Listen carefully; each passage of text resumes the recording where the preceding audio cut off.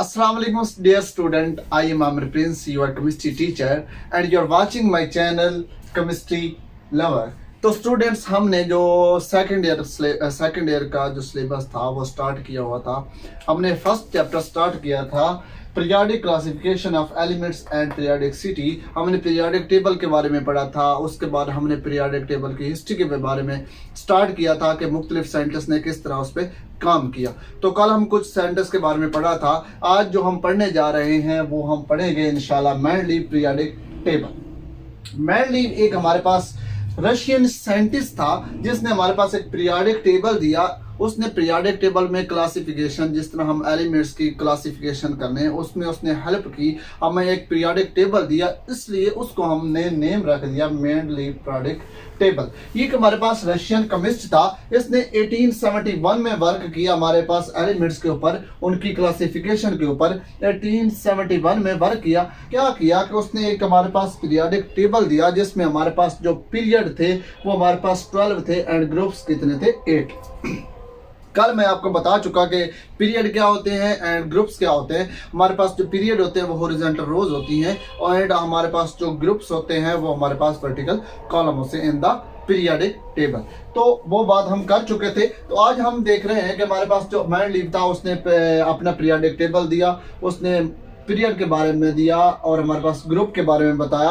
उसने इसमें ज़्यादा जो डेवलपमेंट लाने की कोशिश की। उसके बाद ये जो मेंडलीव था इसने पीरियोडिक टेबल जब बनाया तो इसने एक लॉ की बेस के ऊपर वर्क किया जो जिसको हम क्या कहते हैं पीरियोडिक लॉ। पीरियोडिक लॉ क्या कहता है?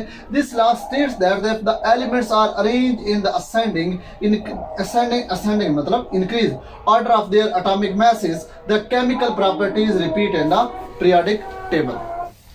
यानी कि जो हमारे पास पीरियोडिक टेबल है वो हमारे पास क्या कहता है कि हमारे पास जो अगर एलिमेंट्स हैं उनके एटॉमिक मासेस की इंक्रीजनेस के बेस पर अगर हम उनको डिवाइड करें तो उनके जो एटॉमिक मासेस हैं वो हमारे पास रिपीट होते रहते हैं। मतलब फॉर एग्जांपल उनकी जो प्रॉपर्टीज हैं वो रिपीट होती रहती हैं। फॉर एग्जांपल जो हमारे पास फर्स्ट एलिमेंट है उसके लास्ट एलिमेंट का जो एटॉमिक मास है बिकॉज उनका मिलता जुलता है तो उनकी जो प्रॉपर्टीज हैं वो भी मिलती जुलती हैं। तो ये हमारे पास इसमें पीरियोडिक लॉ में बताया गया। तो पीरियोडिक लॉ की जो मेन बात ये थी। उसके बाद कहता है कि हमारे पास हम चेक करते हैं कि हमारे पास जो मेंडलीव का पीरियोडिक टेबल था उसकी सिग्निफिकेंट की, उसकी अहमियत क्या थी कि हमारे पास जो उसने पीरियोडिक टेबल दिया। ये जो पीरियोडिक टेबल था ये तकरीबन काफी हद तक जो है हमारे पास माना गया। इसमें पिछली जो पीरियोडिक टेबल है उनसे ज़्यादा जो है इसमें डेवलपमेंट की गई थी। एलिमेंट्स को सही तरीके से उनके प्रॉपर जो है अरेंजमेंट की गई थी, इसलिए इसकी वो सिग्निफिकेंस है वो हम देखते हैं कि वो मैंने कुछ पॉइंट्स बनाए हैं वो हम डिस्कस करते हैं। जो फर्स्ट ऑफ ऑल हमारा है पॉइंट वो है systematic study of the elements. Systematic मतलब सिस्टम, इसने एक ऐसा सिस्टम बनाया कि जिसमें हम किस जो एलिमेंट्स थे पीरियोडिक टेबल में उनकी हम स्टडी कर सकते हैं, उनकी अरेंजमेंट की स्टडी कर सकते हैं कि हम उसको अरेंज किस तरह करें कि वो हमारे पास एक ठीक तरह से अरेंज हो जाए। फॉर एग्जांपल जो हमारे पास पहले एलिमेंट्स थे इसके पीरियोडिक टेबल से, मतलब जो जब इसने पीरियोडिक टेबल दिया तो उस टाइम तकरीबन जो हमारे पास एलिमेंट्स दरियाफ्त हो चुके थे, डिस्कवर हो चुके थे, वो 56 to 60 थे। तो इसने क्या किया कि अपने जो पीरियोडिक टेबल था उसमें अगर आप देखें मेंडलीव का पीरियोडिक टेबल तो उसमें क्या है 105 तक प्लेसेस मौजूद हैं। 105 एलिमेंट्स उसमें आ सकते हैं। तो बाकी जो एलिमेंट्स की इसने प्लेसेस छोड़ी, इसने क्या सिस्टम बनाया कि जो कोई भी अगर कोई बाद में भी एलिमेंट्स डिस्कवर करता है तो वो इस जगह पर आके लगा सकता है। क्योंकि इसने एक ऐसा सिस्टम यूज किया जिसमें के जरिए इसको पता चल गया कि हमारे पास जो बाद में आने वाले एलिमेंट्स हैं उनके हमारे पास प्रॉपर्टीज किस तरह की होंगी। तो वो काफी हद तक मानी गई है। मतलब जो बाद में एलिमेंट्स दरियाफ्त हुए तो वो उस की प्रॉपर्टीज जो उसने सोचा था उसके मुताबिक ही हुई और उस प्लेस पे जो उसने प्लेस उनके लिए छोड़ी थी उस जगह पर पुट की गया। उसके बाद आता है हमारे पास जो सेकंड इसकी हेडिंग है वो हमारे पास है प्रेडिक्शन ऑफ न्यू एलिमेंट्स। वही आपको मैं पहले बता चुका हूं कि प्रेडिक्शन ऑफ न्यू एलिमेंट्स के इसने पहले ही प्रिडिक्ट कर लिया था, इसने सोच लिया था, इसको पता चल गया था कि हमारे पास कुछ न्यू एलिमेंट्स क्या होंगे कि हमारे पास दरियाफ्त होंगे, डिस्कवर होंगे, तो उनके लिए इसने जगह रख दी। उसके बाद कहता है कि हमारे पास फॉर एग्जाम्पल इसमें कौन कौन से इसने प्रिडिक्शन की कि हमारे पास यहाँ पर जो एलिमेंट्स हैं वो कौन कौन से आ सकते हैं। उनकी फॉर एग्जाम्पल उनमें से ले लेते हैं जर्मेनियम, गैलियम और स्कैडियम है। तो वो एलिमेंट्स, जिस तरह ये एलिमेंट्स है, पहले ये दरियाफ्त नहीं हुए थे जब इसने पीरियोडिक टेबल दिया था, तो उसके बाद ये क्या हुए, डिस्कवर हुए। तो इसने इनकी एक प्रोडक्ट कर ली थी। इसने सोच लिया था कि ये जो ऐसे कोई एलिमेंट्स हो सकते हैं कि जिनकी प्रॉपर्टीज इस तरह की होंगी, जिनको हम एक ग्रुप में इसने उनकी प्लेसेस रख दी थी। उसके बाद इसकी जो आगे थर्ड हेडिंग है वो correction of the atomic message है। हमारे पास कुछ ऐसे एलिमेंट्स थे जो इससे पहले साइंटिस्ट अल राजी, वोडोब्राइनर्स एंड न्यूलैंड, मैंने पहले आपको पिछले लेक्चर में बताया कि उन लोगों ने जो पीरियोडिक टेबल दिया था उसमें थोड़ी क्या थी, उनके जो उन लोगों ने पीरियोडिक टेबल में, अपने पीरियोडिक टेबल में एलिमेंट्स को उनके एटॉमिक मैसेज की बेस पे डिवाइड किया था, वो कुछ गलत किया था। मतलब कुछ ऐसे एलिमेंट्स थे उनकी जो उन्होंने प्लेस दी वो गलत थी। तो उसने क्या किया, उनकी जो एटॉमिक मैसेज थे उनको ठीक किया। उनके जो एटॉमिक मैसेज थे उन लोगों ने उनके कुछ गलत लिखे थे, इसलिए इसने उनके एटॉमिक मैसेज में सही किया कि हमारे पास जो उनके एटॉमिक मैसेज हैं वो किस तरह हो सकते हैं। फॉर एग्जाम्पल हमारे पास बेरिलियम है, उसका जो पिछले साइंटिस्ट थे उन लोगों ने एटॉमिक मैस उसका कितना लिया था, 13.5। तो इसने उसका एटॉमिक मैस वो करेक्ट किया 13.5 से 9। जो ओरिजिनल बेरिलियम का एटॉमिक मैस है वो 9 है, बट पहले जो वो 13.5 दिया गया था, तो उसको उसने चेंज कर दिया, उसमें उसने तब्दीली लाई। तो इस हेडिंग का मतलब correction of the atomic message, ये इसका मतलब था। उसके बाद आता है हमारे पास वैलेंसी ऑफ एलिमेंट्स। ये एक बहुत ही इंपॉर्टेंट पॉइंट है, वैलेंसी ऑफ एलिमेंट्स। इससे क्या मुराद है कि इसने जो एलिमेंट्स रखे, इनकी जो वैलेंसी, इसके वैलेंसी के बारे में इसने बताया कि जो हमारे पास एलिमेंट्स हैं वो उनकी वैलेंसी के मुताबिक ही उनको उसने तकसीम किया, क्लासिफाइड किया। उसने एक ऐसा ग्रुप बनाया जिसमें हमारे फॉर एग्जाम्पल हमारे पास जो कुछ एलिमेंट्स उनकी वैलेंसी है 1, तो उसने क्या किया, उन एलिमेंट्स को ग्रुप 1 में रखा।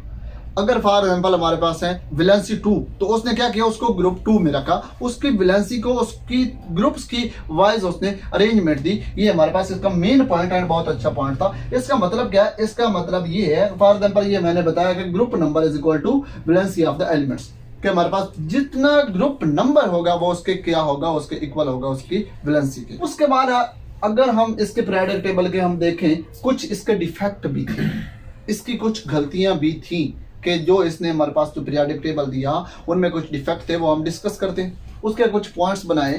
तो फर्स्ट जो पॉइंट है पोजीशन ऑफ द हाइड्रोजन। ये हमारे पास जो पोजीशन ऑफ द हाइड्रोजन है ये एक बहुत ही जो है बड़ा डिफेक्ट था हमारे पास। इसने ये पोजीशन ऑफ द हाइड्रोजन इसको पोजीशन नहीं दे पाया कि हमारे पास जो अगर ये रखता हैलोजन में हाइड्रोजन को, तो तब उसके साथ प्रॉपर्टीज मिलना शुरू हो जाती है। अगर ये रखता अल्कली मेटल में तो उसकी प्रॉपर्टीज उसके साथ मिलना शुरू हो जाती। तो ये एक हाइड्रोजन को जो मेन पोजीशन देनी थी किसी ग्रुप में, तो वो उसको नहीं दे पाया। ये बेस का डिफेक्ट था। उसके बाद जो सेकंड डिफेक्ट था पोजीशन ऑफ द आइसोटोप्स।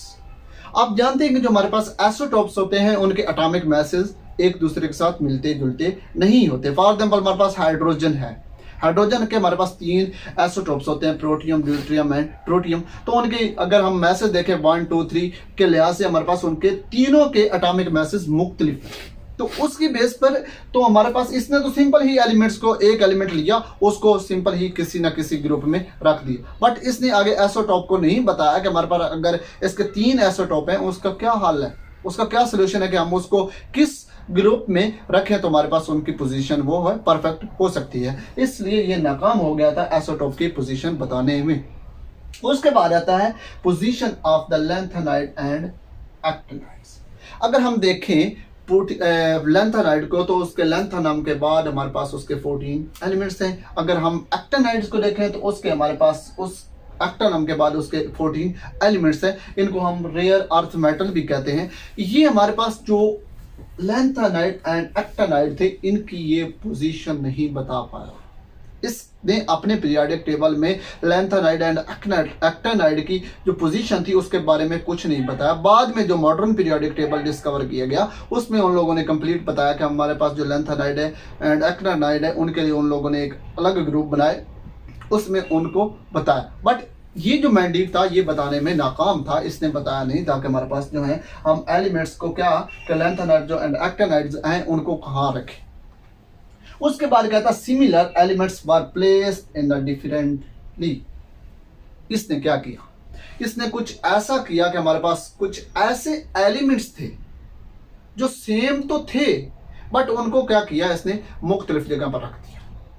उनके जो एटॉमिक मैसेज थे वो मिलते जुलते थे बट इसने क्या किया कि उनकी जो उनके अलग अलग रख दिया, अलग अलग ग्रुप में रख दिया, इसलिए भी ये इसका डिफेक्ट है। उसके बाद जो इसका लास्ट डिफेक्ट है वो अगर हम देखें तो वो हमारे पास है एनॉमलस पेयर। एनॉमलस पेयर का मतलब हम मिसफिट पेयर भी कह सकते हैं कि हमारे पास क्या किया कि इसने कुछ ऐसे एलिमेंट्स लिए जिनके जो एटॉमिक मैसेज है, इसने ये बता नहीं पाया कि हमारे पास जो कुछ ऐसे एलिमेंट्स थे उनकी अगर हम प्रॉपर्टीज देखते तो वो किसी और ग्रुप में आते, अगर उनको एटॉमिक मैसेज देखते तो वो किसी और ग्रुप में आते। अगर उनको एटॉमिक मैसेज हमने डिवाइड किया था, हमारे पास हमने बताया था कि हमारे पास जो एलिमेंट्स जो हैं अगर वो उनको देखें तो हम उस किस तरतीब से उनको डिवाइड करते हैं। हम उसको डिवाइड करते हैं कि हमारे पास जो एलिमेंट्स हैं पहले कम एटॉमिक मास वाले, उसके बाद उससे जिसका ज्यादा एटॉमिक मास है उसके बाद उसको हम लेते हैं। बट ये उसको डिफाइन नहीं कर पाया कि हम क्या करें कि हमारे पास इसमें कुछ ऐसे पेयर ऑफ एलिमेंट्स थे जो उसके बारे में उनको नहीं बता पाया। नंबर अगर हम देखें आर्गन एंड पोटाशियम, अगर आप इनके एलिमेंट्स के एटॉमिक मैसेज देखो 39.94 एंड इसका है 39.1। अगर इनके एटॉमिक मैसेज देखो तो इनके सेम है, तकरीबन मिलते जुलते हैं बट इनकी प्रॉपर्टीज मुख्तलिफ हैं। तो प्रॉपर्टीज मुख्तलिफ थी इसलिए इनको ये प्लेस नहीं कर पाया। इसने क्या किया कि हमारे पास इसने एलिमेंट्स को अलग अलग रख दिया, इनके एटॉमिक मास के ये इनकी कंप्लीटली तौर पर बता नहीं पाया। तो ये भी इसका एक कंप्लीट डिफेक्ट था। और उसके बाद हम देखते हैं कि हमारे पास जो है इसमें इम्प्रूवमेंट्स कौन कौन सी लाई गई, इसमें मैंडलीफ के पीरियोडिक टेबल में कौन कौन सी इम्प्रूवमेंट लाई गई वो मैं आगे नेक्स्ट बताता हूँ। इतने तक आप स्क्रीनशॉट ले लें, पहले वाले का आप स्क्रीनशॉट ले लें, उसके बाद हम जो है कंप्लीटली तौर पर आपको नेक्स्ट मैं बताता हूँ। तो स्टूडेंट्स अगर हम बात करें improvements of the Mendeleev periodic table तो हमारे पास इसके कुछ स्टेप्स हैं इसमें जो इंप्रूवमेंट की गई उसमें मैंने कुछ स्टेप बनाए हैं। फर्स्ट ऑफ ऑल जो इंप्रूवमेंट की गई वो हमारे पास एटॉमिक नंबर की इंप्रूवमेंट की गई। हमारे पास जो एलिमेंट होते हैं कुछ एलिमेंट्स ऐसे हैं जिनके हमारे पास जो एटॉमिक मैसेज हैं वो अलग अलग होते हैं बट उनके एटॉमिक नंबर ही सेम होते हैं। हमारे पास इसमें जो सबसे डिफेक्ट हमारे पास हल किया गया जिसका सोल्यूशन निकाला गया वो हमारे पास था पोजीशन ऑफ द आइसोटोप्स। हमारे पास जो आइसोटोप्स होते हैं किसी एलिमेंट्स के मतलब एक से ज्यादा आइसोटोप्स हो सकते हैं तो उनके जो एटॉमिक मैसेज होते हैं वो अलग अलग होते हैं। बट इसने क्या किया, जो मॉडर्न पीरियोडिक टेबल उसमें इंप्रूवमेंट लाएंगी कि हमारे पास जो उनके एटॉमिक नंबर दरियाफ्त किया गया, डिस्कवर किया गया, जिसके बेस पे हम कह सकते हैं कि all elements have the same atomic number. तो उनके जो एटॉमिक नंबर सेम होते हैं इसलिए उनकी पोजीशन देना आसान हो गई। तो उसके बाद आता है एक्स्ट्रा ग्रुप। जो मैंडलीफ का पीरियोडिक टेबल था उसमें हमारे पास फॉर एग्जांपल नोबल गैसेज उस वक्त डिस्कवर नहीं होंगी, उस टाइम उसने उनके लिए कोई ग्रुप नहीं बनाया। तो जो मॉडर्न पीरियोडिक टेबल था उसमें कुछ एक्स्ट्रा ग्रुप ऐड किया गया, जिस तरह हमारे पास नोबल गैसेज का ग्रुप है वो ऐड किया गया हमारे पास और वो है एक्स्ट्रा ग्रुप। उसके बाद आता है हमारे पास सब ग्रुप का स्टेप। सब ग्रुप का स्टेप ये है कि हमारे पास कुछ एलिमेंट्स ऐसे थे जिनको हमारे पास सब ग्रुप में डिवाइड करना था बट मैंडलीफ ने उनको सब ग्रुप में उनको जो हमारे पास उसने नहीं किया। तो इसके लिए जो हमारे पास इसकी इंप्रूवमेंट लाएगी वो हमारे पास थी सब ग्रुप की। Sub group for example A and B, A के आगे पोर्शन बना दिए A1 A2 and A3 and B के पोर्शन बना दिए गए B1 B2 एंड B3। तो उनके कुछ पोर्शन बना दिए, लेकिन इसके बारे में मैंडलीफ ने कुछ नहीं बताया था। उसके बाद हमारे पास जो लास्ट इसका हमारे पास इंप्रूवमेंट का स्टेप आता है वो पोजीशन ऑफ आइसोटोप। वो मैं पहले आपको बता चुका हूं कि हमारे पास जो आइसोटोप की पोजीशन थी इसकी इंप्रूवमेंट लाई गई। कि हमारे पास एसोटोप होते हैं, क्योंकि हमारे पास कोई भी एलिमेंट है उसके मुख्तलिफ एसोटोप हो सकते हैं। मैं पीछे बता चुका हूँ, फॉर एग्जाम्पल हाइड्रोजन के 3 एसोटोप हैं, प्रोटियम, ड्यूटेरियम एंड ट्रिटियम। तो वो मुख्तलिफ है, उनके एटॉमिक मैसेज मुख्तलिफ है। तो उसमें इम्प्रूवमेंट लाई कि हमारे पास हम इनके एटॉमिक मैसेज को छोड़ के एटॉमिक नंबर अगर देखें तो वो, क्योंकि हमारे पास एक एलिमेंट का एक एटॉमिक नंबर होता है, तो हम उसको अगर देखें तो हमारे पास आसानी से इनकी जो हम क्लासिफिकेशन कर सकते हैं। तो स्टूडेंट्स, आज का जो हमारा लेक्चर था वो यहाँ पर ख़त्म होता है। उम्मीद करता हूँ कि आपको लेक्चर आज का क्लियर हो गया होगा। इंशाअल्लाह मिलते हैं नेक्स्ट वीडियो में। इतने तक अल्लाह हाफिज़।